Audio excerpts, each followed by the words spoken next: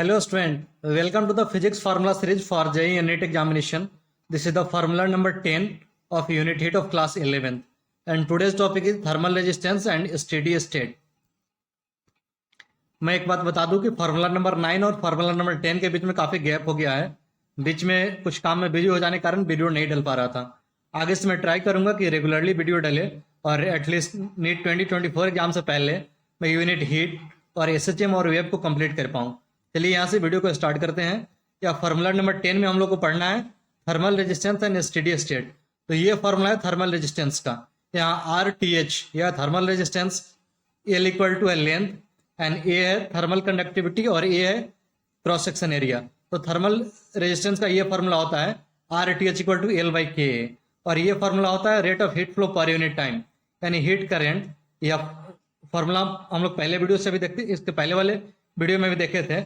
आगे देखेंगे कि हाँ उससे या कैसे ऐसे हो गया, कैसे इसको ऐसे रिप्रेजेंट कर रहे हैं। यहाँ H है रेट ऑफ हीट फ्लो और heat flow per unit time और डेल्टा T है टेम्परेचर डिफरेंस। चलिए इसका आगे थोड़ा डेरिवेशन देखते हैं और इस पे 2-3 एग्जाम्पल क्वेश्चन देखेंगे, क्लियर समझ में आ जाएगा आपको। जैसे कि हम लोग देख रहे हैं, अभी पढ़ रहे हैं हीट फ्लो मतलब हीट ट्रांसफर बाय कंडक्शन। तो इसको ना रिलेट करिएगा हीट करंट, यहाँ पे इसको रिलेट करिएगा इलेक्ट्रिक करंट से। जैसे इलेक्ट्रिक करंट में आप लोगों को पता होगा कि अगर यहाँ किसी पॉइंट का पोटेंशियल V हो, यहाँ पोटेंशियल अगर 0 हो, दोनों के बीच का पोटेंशियल डिफरेंस हो क्या V, इससे कोई करंट I फ्लो कर रहा हो और बीच में एक रेजिस्टेंस R हो तो V इक्वल टू होता है IR और उसी को ऐसे रिप्रेजेंट कर सकते हैं I equal to delta V/R।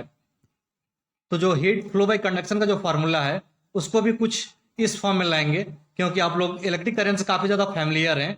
तो इस तरह से लाएंगे और फिर आपको आगे क्वेश्चन सोल्व करने में काफी आसानी होगा इससे। तो चलिए यहाँ देखते हैं हीट करंट। जैसे यहाँ कोई एक बॉडी है जिसका टेम्परेचर T1 है, यहाँ कोई दूसरा बॉडी जिसका टेम्परेचर T2 है। या T1 हाई टेम्परेचर है और T2 लो टेम्परेचर है, दोनों कनेक्टेड है एक रॉड से जिसका लेंथ L है और area of cross section A है। तो ये रेट ऑफ हीट फ्लो के लिए फॉर्मूला हम लोग पिछले वीडियो में देखे थे, H equal to K T1 minus T2/L। इसको ऐसे भी रिप्रेजेंट कर सकते हैं T1 माइनस T2 को डेल्टा T और L और Ka को यहाँ नीचे ला दिए। तो ये फॉर्मूला हो गया heat flow per unit time या हीट करंट बोलिए आप। तो इस फार्मूला को अब इलेक्ट्रिक करंट के फॉर्म में लाने के लिए, मतलब जैसे इसका फार्मूला है उस फॉर्म में लाने के लिए यहाँ L/Ka को यहाँ थर्मल रेजिस्टेंस बोल दिया जाता है या RTH थर्मल रेजिस्टेंस। तो ये फार्मूला ये कुछ इस फॉर्म में आ जाता है। जैसे यहाँ I equal to delta V/R है तो यहाँ H equal to delta T, यहाँ टेम्परेचर डिफरेंस है, यहाँ पोटेंशियल डिफरेंस था तो यहाँ आ जाता है H equal to delta T/RTH। और यहाँ RTH थर्मल रेजिस्टेंस का ये फार्मूला जो आप पिछले पेज पर देखे थे, पिछले पेज पर यही 2 फार्मूला था, आप इसको पहले अच्छे से याद कर लीजिए, ठीक। उसके बाद में इसका थोड़ा यूनिट और डायमेंशन देख लीजिएगा। थर्मल कंडक्टिविटी K का इसका यूनिट हो जाता है वाट पर मीटर पर केल्विन, उसका डायमेंशन वाट की जगह पर mL² T⁻3। m यहाँ लेंथ है तो यहाँ इसके जगह पर इसका डायमेंशन L, यहाँ केल्विन का डायमेंशन K रख के इसका डायमेंशन निकाल लीजिएगा। और RTH थर्मल रेजिस्टेंस का भी आप चाहें तो इसका यूनिट, यहाँ K का यूनिट और डायमेंशन पता हो जाएगा, यहाँ एरिया यहाँ लेंथ है तो इससे थर्मल रेजिस्टेंस का भी आप यूनिट और डायमेंशन निकाल सकते हैं। तो ये आपने देख लिया कि हाँ यहाँ हीट फ्लो को कैसे इलेक्ट्रिक करंट वाले फार्मूला के फॉर्म में रिप्रेजेंट करा जा सकता है। और यह 2 फार्मूला आप अच्छे से याद कर लीजिए। आगे थोड़ा सा और देख लेते हैं कि किस टाइप का क्वेश्चन आता है, फिर उसके बाद में क्वेश्चन करेंगे। ये जैसे यहाँ पे थोड़ा बेसिक बात है, इलेक्ट्रिक करंट के लिए अगर इधर से कोई करंट जा रहा है, इधर कोई एक वायर है, इधर दूसरा कोई वायर है, तो इधर से अगर करंट आ जाएगा तो इधर से I निकलेगा भी, मतलब दोनों से यहाँ से अगर I फ्लो कर रहा है तो इधर से भी I फ्लो करेगा, कॉमन सी बात है। यहाँ अगर पैरेलल में इससे I1 इससे I2 तो आगे जाकर दोनों ऐड हो जाता है I1 प्लस I2। यहाँ अगर I करंट आ रहा है, दोनों अगर स्प्लिट हुआ I1 और I2 में तो यहाँ I इक्वल टू हो जाता है I1 और I2। इसी तरह हीट को भी रिलेट करिएगा, यहाँ से अगर heat flow per unit time ये जा रहा है कोई रड से तो इधर से भी उतना ही डिलीवर होता है, इधर से Q आएगा तो इधर से भी Q डिलीवर होगा। तो यहाँ पे अगर इससे अगर H फ्लो कर रहा है, यहाँ हीट करंट यानी rate of heat flow per unit time H है तो इससे भी H होगा। यहाँ H1 और H2 है तो आगे जाकर के दोनों अगर मिल जाएगा तो H1 प्लस H2 होगा। यहाँ अगर H फ्लो कर रहा है, दोनों अगर स्प्लिट करा तो यह H इक्वल टू हो जाएगा H1 प्लस H2। अब एक छोटा सा और कंसेप्ट है स्टेडी स्टेट और वेरिएबल स्टेट का, उसको समझ लीजिए। जैसे कि आप सपोज करिए कि कोई 2 बॉडी है, यहाँ पे एक बॉडी है जो हाई टेम्परेचर पे है और यहाँ पे कोई एक बॉडी है जो लो टेम्परेचर पे है। सपोज अगर दोनों को एक रॉड से इस रॉड से अगर कनेक्ट करा जाए तो क्या होगा। सपोज मान लीजिए यहाँ कोई हाई टेम्परेचर 100 डिग्री सेल्सियस पे है, यहाँ कोई मटेरियल है जो 10 डिग्री सेल्सियस पे है। पहले रॉड को कनेक्ट करेंगे तो रॉड का पहले इस पोर्शन का या हीट लेगा पहले हाई टेम्परेचर वाले से, इसका टेम्परेचर बढ़ेगा। फिर धीरे धीरे इधर का भी टेम्परेचर बढ़ने लगेगा। यहाँ 60 हो गया, यहाँ 40। पहले अगर रड का मान लीजिए 20 पे ही पूरा टेम्परेचर था रड का, तो यहाँ हीट लेकर पहले ये बढ़ाएगा, फिर ये बढ़ाएगा, फिर और हीट लेगा तो ये 80 हो गया, ये 60 हो गया, ये 40 हो गया, इसका भी बढ़ रहा है। फिर इसी तरह अगर और हीट लेगा तो ये ऐसे होगा। आप सोच सकते हैं कि हीट लेने पे ऐसे ही होता है। फिर और अगर हीट लिया तो इसका टेम्परेचर अगर कांस्टेंट हो गया, इतना ही रह गया, और इधर से जितना हीट यह ले रहा है क्यू, अब हीट एब्जॉर्ब ना करके हीट उतना ही इधर डिलीवर कर दे रहा है क्यू। तो यह स्टेट 1, स्टेट 2 और स्टेट 3 रड अपना टेम्परेचर बढ़ा रहा था, तो इसको बोलते हैं कि रड वेरिएबल स्टेट में है। इसका भी टेम्परेचर वेरी कर रहा था, बट यहाँ एक कांस्टेंट टेम्परेचर पे पहुंच गया। अब सिर्फ यहाँ पे हीट ट्रांसफर कर रहा है, हीट फ्लो कर रहा है इधर से इधर, अब एब्जॉर्ब नहीं कर रहा है, तो इसको बोलते हैं स्टेडी स्टेट। स्टेडी स्टेट में क्या होता है कि under steady state temperature of difference cross section of rod remains constant. अलग अलग क्रॉस सेक्शन, एक यहाँ क्रॉस सेक्शन लिया जाए, यहाँ लिया जाए, यहाँ लिया जाए, तो इसका टेम्परेचर जो होता है कांस्टेंट हो जाता है, और ये टेम्परेचर वेरिएबल होता है। जैसे T1 लेस यहाँ ग्रेटर देन है इससे, फिर यह थीटा ग्रेटर देन है यहाँ T2 से, तो ये टेम्परेचर अलग अलग है, बट ये टाइम के साथ में कांस्टेंट हो जाता है, टाइम के साथ में वेरी नहीं करता है। और हीट जितना यहाँ इस क्रॉस सेक्शन से फ्लो होगा उतना ही इधर से भी अगर ट्रांसफर कर देगा, और इतना ही इधर से भी ट्रांसफर कर देगा, तो heat passing through each cross section यह सेम हो जाता है। रड के सभी क्रॉस सेक्शन से रड का टेम्परेचर कांस्टेंट हो जाता है, और यह अलग अलग क्रॉस सेक्शन का टेम्परेचर वेरिएबल रहता है। यह होता है स्टेडी स्टेट में। यह छोटा सा कंसेप्ट था, इसको याद रखिएगा। अब आइए कुछ क्वेश्चन कर लेते हैं।